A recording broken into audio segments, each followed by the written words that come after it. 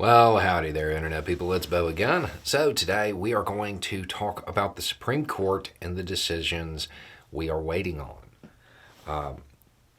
Traditionally, the court will be releasing a whole bunch of decisions, well, now, sometime very soon, before their break.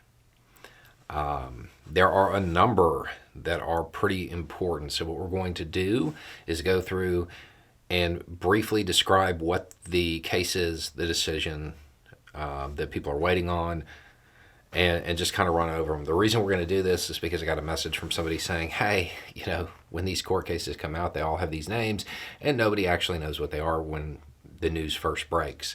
So it would be nice to have a little bit of an understanding. Okay, so the first one, Moore versus Harper. Moore v. Harper. This is the independent state legislature theory case. If this goes the wrong way, there's going to be a whole lot more power in the hands of state legislatures to fix elections, to predetermine the outcome of elections, rather than voters picking their politicians. The politicians will be able to pick their voters. There is one called 303 Creative versus Alennis. No connection. And this is a weird one. So it has to do with same-sex weddings, but at the heart of it, it's whether or not artists' websites are a public accommodation and therefore subject to non-discrimination laws. The argument is that by making them a public accommodation, it's a First Amendment violation because it's compelling the artist to do something they don't want to do. We have Counterman v. Colorado. So this is an appeal of a stalking case. And its heart is also a First Amendment thing.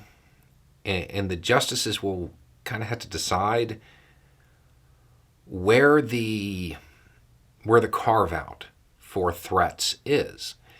Is it the intent of the speaker, or is it what a reasonable person would believe? And that's what they're going to be kind of clarifying on that one. You have Groff v. DeJoy. So this is a religious accommodation one dealing with days off. It won't have like massive impacts, really, with the exception of those people who, for religious reasons, need specific days off. That's really what this is. Kind of a simple case. There are two affirmative action cases when it comes to college admissions.